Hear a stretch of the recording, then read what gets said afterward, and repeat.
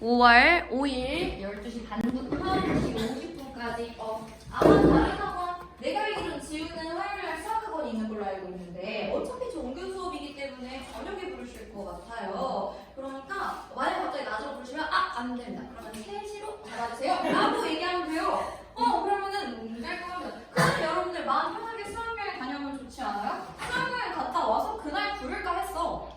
그날 금요일날 그냥 너네 15일에 부를까 했어. 근데 그거는 진짜 수업을 해도 될 것 같은 거야, 내 앞에서.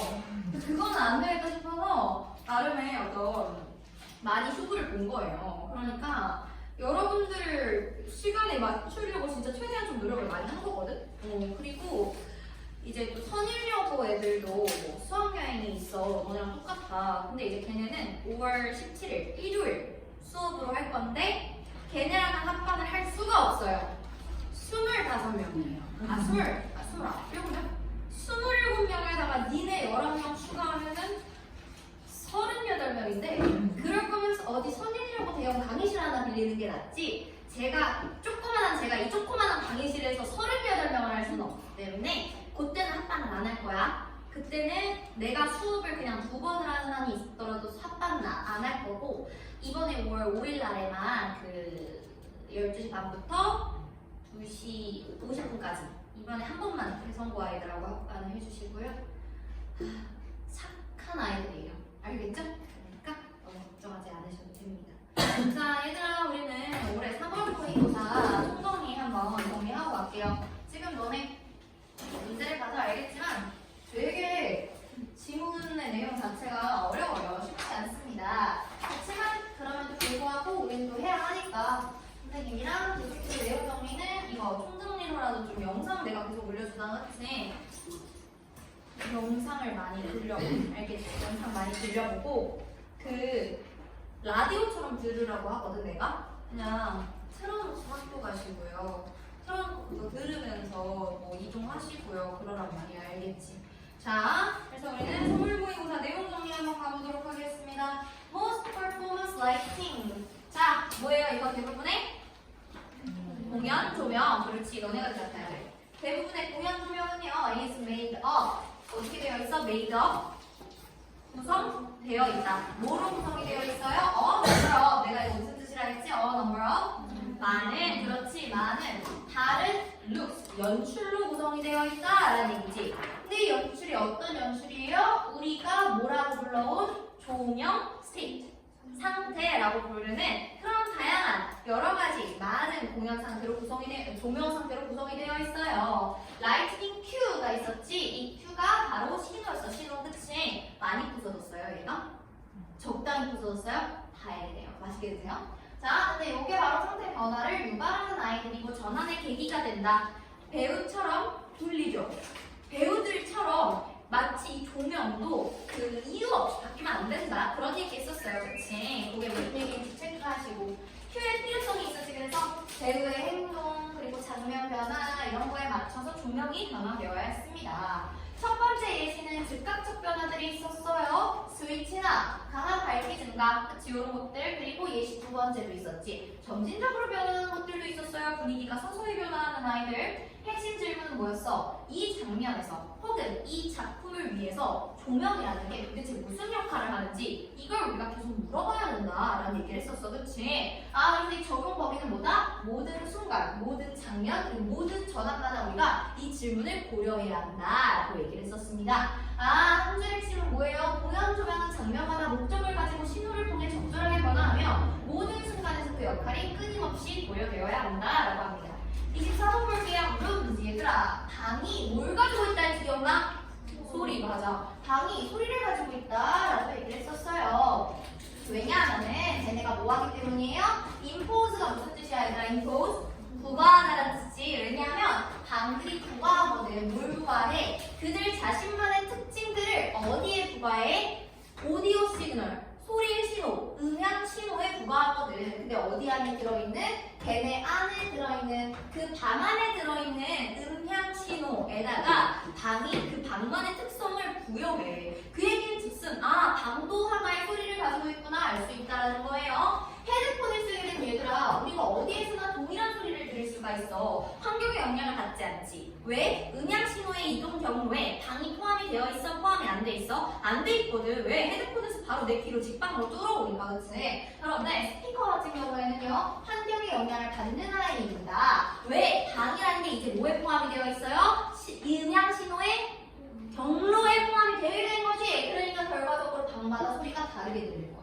아, 그래서 위치가 변화할 때마다 예를 들어서 스피커의 위치가 변화할 수도 있고 또 누구의 위치가 변화할 수도 있어요. 나의, 그렇지, 듣는 사람의 위치가 변화할 수도 있거든. 그럴 때마다 소리는 다르게 들릴 거고 녹음 상황에서는 마이크나 악기의 위치에 따라서 공간에 따라 결과가 달라진다 얘기했었어요. 핵심 원리는 뭐야? 공간이라는 게 음향 결과에 직접 영향을 주는 것이다 라는 얘기였습니다. 한 줄을 치고 볼게요. 소리는 공간의 영향을 받으며 특히 스피커와 녹음에서는 방과 위치에 따라 음향이 달라진다라고 합니다. 다음 31번 가보도록 하겠습니다. 연구가 보여준대. 몇 살 때쯤 되면 얘들아? 3살쯤 되면은, 그렇지, 3살쯤 되면은 아이들이 뭐 한다고? 이해한다고. 뭐를 이해한대? Imaginary object 하면은 상상 속의 사물이 뭐 하지 않는다? 살아 움직이지 않는다 라는 걸 인지한대. 아, 그래서 3세 아동쯤 되면은 상상과 현실을 구분할 수가 있어. 일상적인 사물은 상상을 해도 실제로 변하지 않는다라는 걸 알고 있어. 그런데 감정이 개입하는 순간 이 이해와 표현이 방해받기 시작을 하죠. 그래서 빈 상자를 떠올리고 그 빈 상자 안에 빈 상자를 보여줘. 이 빈 상자 안에 연필 한 자루를 떠올려봐 라고 했을 때 얘네가 상상은 할 수 있지만 그게 실제로 있다 없다? 없다라는 걸 알기는 해. 그런데 감정이 오는 순간 다르죠. 예시가 뭐였어? 괴물은 없다는 걸 알아. 알지만 두려움을 느끼는 거지. 문제가 뭐였어요? 상상과 현실의 인과관계를 표현하는 데 어려움을 겪었어. 여기서 expression 내가 뭐라고 설명했는지 기억나요? 행동이었어, 행동. 이해에 대한 행동. 행동이 어려워. 실험이 뭐였어? 빈 상자에 괴물 상상해봐. 했어. 인지 수준은 어땠어? 모두 다 비어있다라고 이해했어. 상상과 현실을 구분한 거야? 못한 거야? 아닌 거야. 그런데 행동은 뭐야? 혼자 있을 때 두려움을 느끼고 회피를 발생한 거야. 그 이해에 대한 표현을 방해한 거지. 만약에 내가 제대로 이해했어. 완벽하게 이해했어. 그러면은 어차피 저 상자에는 괴물이 없다는 걸 알아 몰라? 알아. 안다면 그 상자를 무서워하면 돼, 안 돼? 안 되는 게 인과관계가 제대로 연결된 거 아니야? 그치? 근데 얘네가 무서워했대, 안 무서워했대? 무서워하고 피했대. 그 얘기인 즉슨 인과관계를 제대로 이해한 거야, 못한 거야? 못한 거라는 거지. 이해됐을까? 그러면 상상과 현실을 구분 가능하다, 불가능하다? 가능하다. 그렇지. 그래서 아이들은 상상과 현실을 구분할 수 있지만 감정 때문에 그 이해와 행동이 일치하지 않을 수 있다라고 합니다. 32번 봅시다. Perhaps 아마도 가장 잘 알려진 발전인데 뭐한 발전이에요? Liberation 무슨 뜻이죠? 해방. 그리고 expansion 뭐예요? 확장. 해방과 확장이야. 뭐의 해방과 확장이야? 이 미학적인 경험의 해방과 확장을 통해서 등장한 가장 잘 알려진 발전은 뭐야? 무슨 생활의 미학? 일상생활 속의 미학이다. 그래서 미적 경험이 확장되면서 일상 미학이 등장했어. 얘들아, 요거는 선생님이 요구할 때만큼은 앞에만 보면 돼. 책 볼 필요 없고 앞에 칠판만 보고 있으면 돼. 알겠지? 봅시다. 그래서 일상 속 미적 만족감을 느끼는 게 오래전부터 인식이 되어 있었어. 누가 인식했지? 시인이나 소설가들은 인식을 한 거야. 그렇지. 갑자기 생각난 건데 잔소리 하나 더 할게. 선생님한테 질문을 할 때 내가 어떻게 이해했는지 그걸 선생님한테 질문을 좀 자주 했으면 좋겠어. 선생님 전 이렇게 이해했는데 그게 맞나요? 라는 질문을 보경이가 되게 자주 하거든. 근데 그게 왜 좋냐면은 보경이가 그거를 너가 이해한 거를 한국어로 글로 선생님한테 질문할 때 카톡을 써내면서도 너가 한 번 더 정리될 거야. 이게 되게 중요해. 선생님 전 이렇게 이해했는데 이게 맞나요? 이런 질문을 많이 하셨으면 좋겠어요. 그래서 오래전부터 인식은 되어 있는데 항상 저평가되고 무시받았지? 누구에 의해서? 철학가들에 의해서. 근데 음악이나 시에서는 일상 미학의 가치를 인정을 했다라는 거예요. 그런데 여기서부터가 하이라이트지? 이거에 대한 이론적 기반을 다진 게 누구야? 존 듀이라는 사람이야. 이 사람이 Art as Experience라는 책에서 이걸 정리를 한 거야. 그치? 핵심 주장은 뭐야? 야, 예술과 삶을 분리하면 된다, 안 된다? 안 된다. 예술과 삶을 분리하면 안 된다 라고 얘기한 거야. 미적 경험은 뭐였어? 감정 내면하는 인식이야. 미적 경험은 아니라 그랬지. 내가 우울해. 그냥 이거는 미적 경험이에요, 아니에요? 아니라고 했지. 아, 뭐 해야 돼? 인간과 세계가 상호작용하고 상호침투해야 돼. 아, 우울해. 아, 밖에 비가 오네. 그래, 내가 이런 날 걔랑 헤어졌었지. 어때? 지금 나의 감정인데 이 감정이 바깥 사물이랑 소통했지. 바깥 사물 뭐? 비랑 소통했지. 또 사건의 세계랑 소통을 했지. 어떤 사건? 내가 전에 이런 날씨에 헤어졌던 사건. 이 사건과 사물 세계와 자아가 상호 침투해서 우리가 느끼는 감각, 그게 바로 일상생활 속의 미학이다라고 얘기했어요. 그래서 일상 경험 속에서 미적 요소가 강화되고 명확화된 거, 그게 바로 우리가 일상생활 속의 미학이다라고 얘기하는 거야.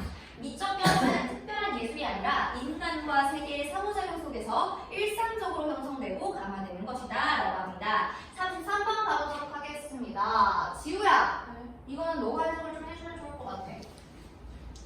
해볼까? 한 사람은 validly argue, cannot validly argue, 뭐 할 수 없어? 다 같이 들어야 돼, 알겠지? 뭐 할 수 없어? validly 뭐였지? 도와준 친구들아, validly 뭐예요? 타당하게 argue, 뭐 할 수 없어, 지우야? 주장할 수 없어. 뭘 주장할 수 없어? 대절을 주장할 수 없어. 자, 대절이 뭔데? humans가 뭐예요? 그렇지, 인간들이 are morally 뭐야? 도덕적으로 superior beings 무슨 뜻이에요? 우월한 존재다라는 걸 타당하게 주장할 수 없대. on the ground 대주어 동사 무슨 뜻? 뭐라는? 근거로. 그렇지. 뭐라는 근거로? 그들 인간들이 possess 무슨 뜻이지 얘들아? 소유하다. 인간들이 소유하고 있다는 걸 근거로. 뭘 소유하고 있다는 근거로? 도덕적 행위자의 능력을 가지고 있다는 걸 이유만으로. 근데 모한 반면에 다른 존재들은 이 도덕적 행위자의 능력이 없는 반면에 인간이라는 존재만 도덕적 행위자의 능력을 가지고 있다라고 해서 인간이 다른 존재들보다 더 우월한 존재다, 도덕적으로 더 우월한 존재다 라고 타당하게 주장을 할 수가 있다, 없다? 없다 말씀인 거야. 왜? 비교는 누구끼리만 할 수 있어? 도덕적 행위자의 능력을 가지고 있는 애들끼리만 비교를 할 수 있단 말이야. 그래서 도덕적 판단 기준은요, 이 도덕적 에이전트를 가지고 있는 사람들만 얘네끼리서만 평가가 가능해. 비교 조건이 뭐야? 비교 대상 모두 모럴 에이전트여야 돼. 모두 다 도덕적 행위자여야만 해. 도덕적인, 얘들아, 도덕적 퀴즈. 도덕적으로 그러면은 우월하지 않은 사람은, 내 얘기 잘 들어. 도덕적으로 나쁜 사람은 도덕적 행위자의 능력을 가지고 있는 거야, 안 가지고 있는 거야? 가지고 있는 거야. 도덕적으로 나쁜 사람은 왜 우리가 도덕적으로 나쁘다라고 판단을 하는 거야? 도덕적 행위자의 능력을 가지고 있기 때문에 나쁘다고 판단하는 거야. 어때? 이거 되게 중요한 포인트예요. 이거 학교 시험 문제 있어. 이렇게 나오면 맞출 수 있어야 돼. 비교 조건 그렇게 되어 있어서.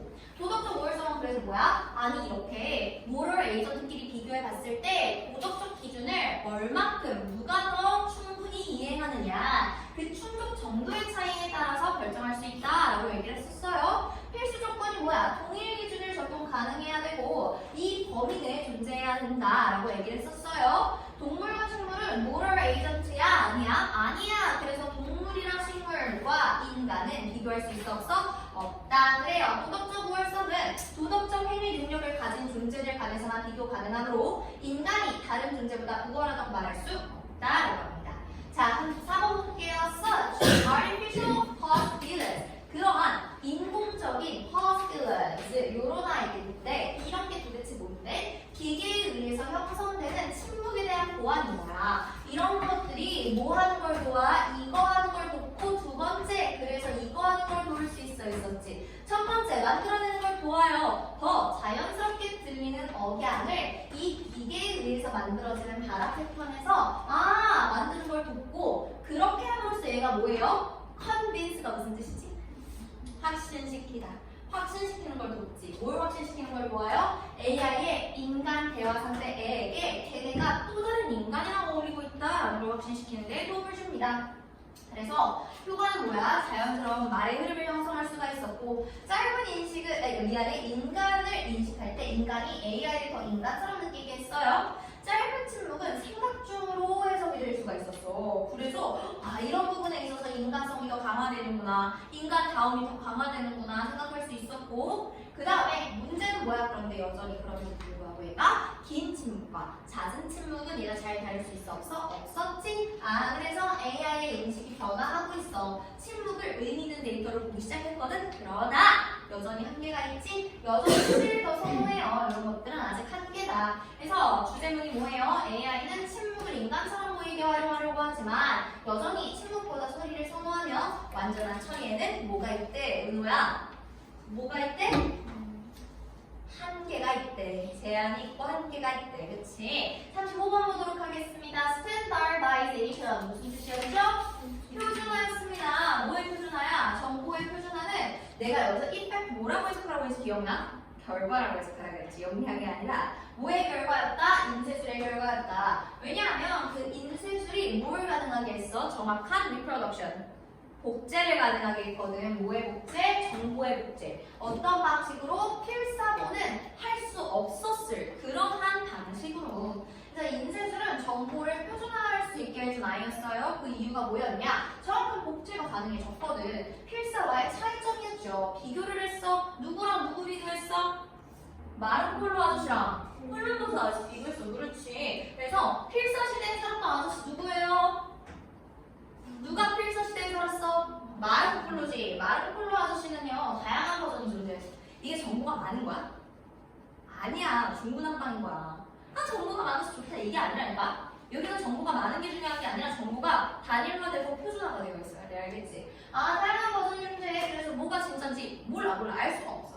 뭐가 진짜인지. 그치? 근데 인쇄 시대에서는요, 단일 버전을 유지하고 있기 때문에 내용이 포장되어 있어. 결과는 정보의 정확성과 신뢰성이 향상됐죠?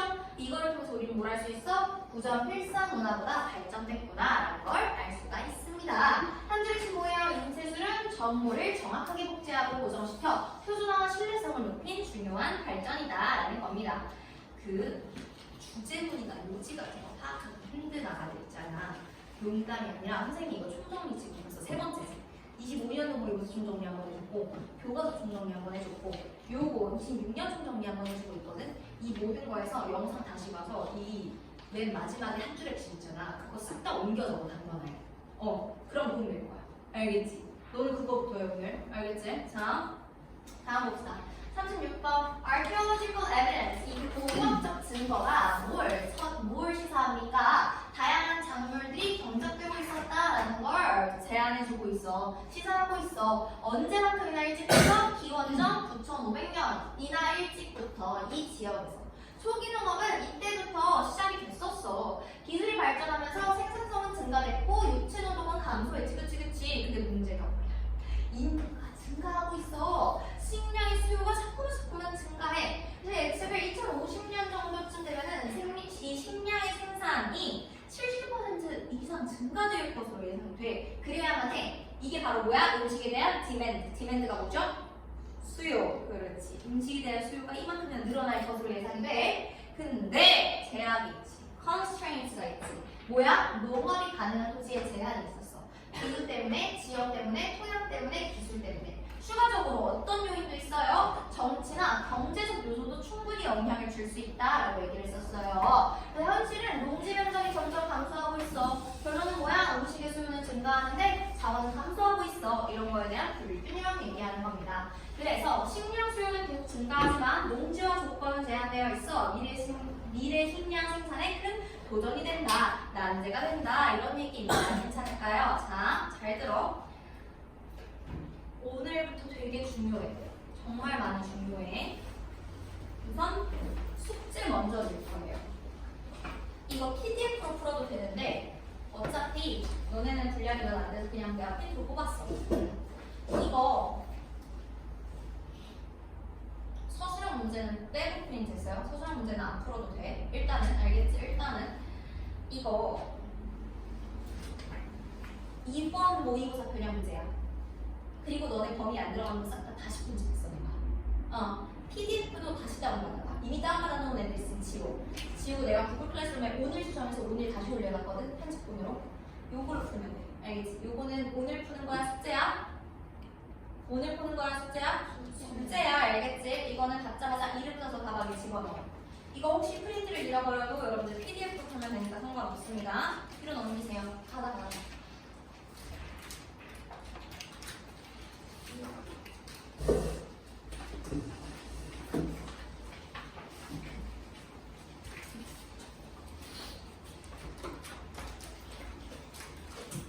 자, 그거는 이제 오늘 숙제로 나가는 거고요. 자, 이게 오늘 정규 클리닉이에요. 오케이? 유는 어법을 뺐어요. 내용 위주로 정리합시다. 알겠지? 그리고 지우를 제외하고 이걸 올려주세요.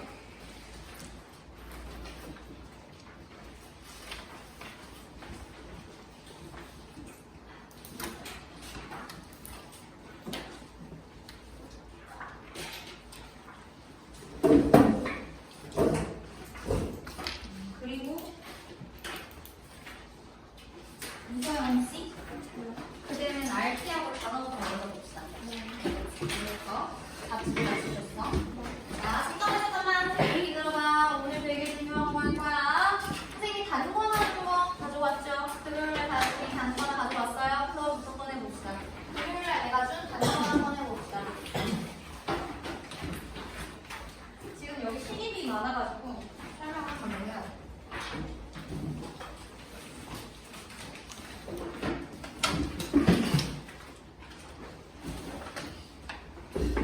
앞으로 우리에게 남은 시간은 오늘하고 다음 주 금요일 두 번의 수업이고요. 다음 주 금요일은 수업 시작하자마자 30분 동안에 듣기 할 거예요. 알겠지? 듣기 오늘 우리 못 끝낸 거 있어가지고 그거 내가 금요일날 하려고 원래 클리닉 날에는 RT 안 나가는데 그거 그냥 금요일에 듣기 해버리려고 오늘 RT까지 다 본 거야. 알겠지? 그래서 금요일에는 RT 보는 시간을 빼서 듣기를 할 거고 또 금요일 2시간이 남아있을 거고 그리고 직접 보갑니다. 큰일이 났다는 거야. 알겠지? 잘 봐. 그때까지 우리가 이 단권화를 채울 건데 앞에는 교과서니까 넘어가고 이건 교과서 할 때 채우시고 좀 넘기면은 2026년 3월 모의고사 있어요. 8페이지부터. 자 얘들아 선생님이 지금 어법이랑 내용 같이 찍어줬거든? 선생님 봐봐. 여기 클리닉자를 보잖아. 처음에 어법 있어. 그리고 답지까지 있어. 그 다음에 중간에 짜잔 여기 내용도 있어요. 요 내용 문제도 있어. 요것도 내가 뒤에 다 낑겨놨어. 알겠지? 요거를 선택을 해. 이서학은 선택하지 마. 너무 문법돼. 알겠지? 근데 본인이 스스로 생각했을 때 어법을 먼저 좀 정리하고 넘어가고 싶은 사람은 어법을 먼저 풀기 시작하시고요. 클리닉 자료 오늘 다 못 푼 건 어차피 숙제예요. 알겠지? 그러니까 어법을 먼저 시작하거나 아니면 나 내용 정리 먼저 해야겠다 싶으면 내용 먼저 푸세요. 알겠지? 잘 봐. 선생님이 예를 들어서 어법 문제를 먼저 했어. 우리 다 같이 어법 문제 먼저 볼까요? 어법 문제 한번 봐봐. 아니다 내용 문제 먼저 할까요? 미안해. 내용 문제를 먼저 볼게. 예를 들어서 내가 짜잔 하고 했는데 처음에 뭐가 있어? 23번이 있지. 윗글 제목으로 가장 적절한 것을 고르시고 우리 지금 이거 같이 풀어볼까 얘들아? 한번 풀어봐봐.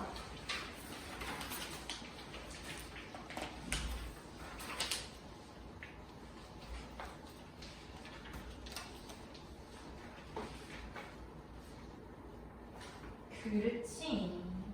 빨리빨리 골라야지. 1번이지.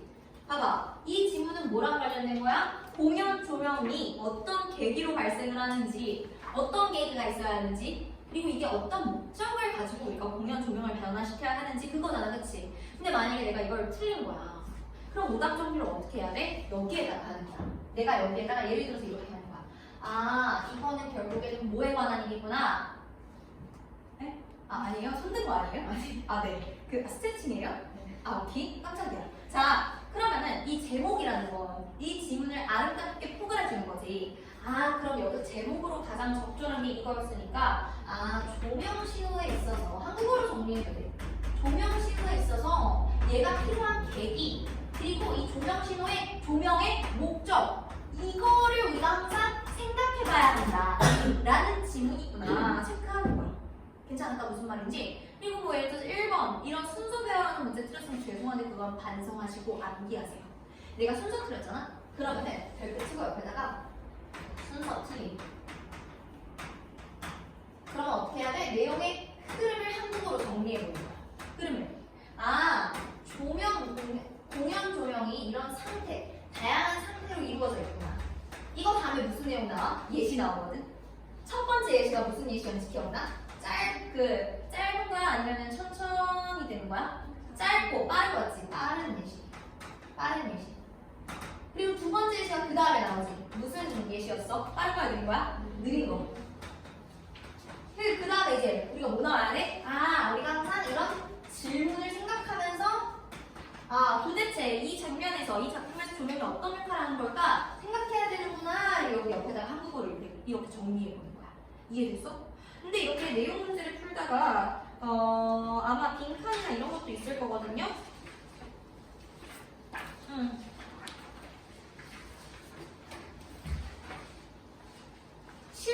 11페이지 원래 내용 문제 11페이지?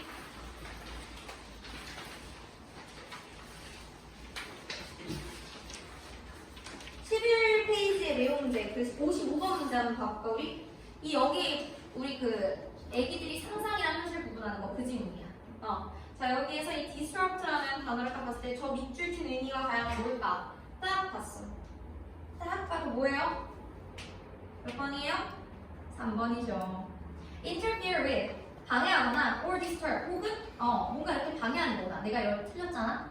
그럼 쓰라는 거야. 어떻게, 어디에 써야 돼? 31번.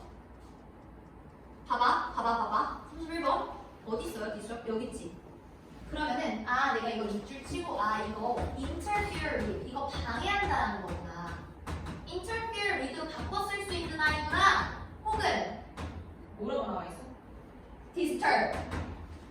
이걸로 바꿔 쓸 수 있는 거구나. 이런 의미로 바뀌어 나갈 수도 있구나. 쓰라는 거야. 정리하라는 거야. 이해됐어? 괜찮아? 이게 단권화 작업이야. 알겠지? 너네가 마지막까지 틀리는 걸 정리하는 게 단권화 작업. 오늘 이거 시작할 거예요. 앞으로 모든 문제를 풀고 모든 변형 문제를 풀 때 이제 단권화에 오답 정리를 하는 거야. 알겠지? 어떤 식으로 해야 되는지 이것보다 자세하게 설명할 수 없고요. 이거 이렇게 내가 자세히 설명했는데도 또 까먹을까봐 내가 영상 끊었어 안 들었어 아직? 안 끄는 거야. 단권화 하다가 어떻게 단권화해야 될지 모르겠으면은 선생님 영상을 돌려보고 다시. 알겠지? 예를 들어서 업법 하나 가볼까? 우리 그래도 업법 하나 정도만? 31번 이왕 핑계면 31번 보자. 업법 문제에서 31번 보자 얘들아. 여기에서 children 15번 볼까? children understand를 골라야 돼? understanding을 골라야 돼? understand를 골라야지. 왜? 동사자리니까. 그치? 이쯤 되면은 아이들이 이해한다라는 거 봤는데 내가 understanding을 골랐어. 그러면은 여기 형광펜 칠하고요. 형광펜을 칠하고 이거는 암기를 해야 될 거 아니야. 이해됐지? 시작하세요. 쉬는 시간은 따로 없고요. 우리는 6시 50분까지 이 작업 계속합니다. 업법을 먼저 해도 좋고요. 내용을 먼저 해도 좋아요. 그런데 오늘 다 못 푼 건 어차피 숙제가 됩니다. 너무 중요한 질문. 얘들아, 단권할 때 채점은 지문 하나 끝나면 바로 해. 예를 들어서 어떤 문제, 지문 하나 끝나고 바로 채점해. 바로 단권화해. 알겠지? 그 다음에 내용 문제도 지문 하나에 딸리는 문제가 2개나 생겼다 막 그래요. 그럼 그 2, 3문제 풀고 그 다음 바로 채점하고 바로 단권화해. 알겠지? 그리고 질문 생기면 바로바로 해서 질문하세요. 알겠지요?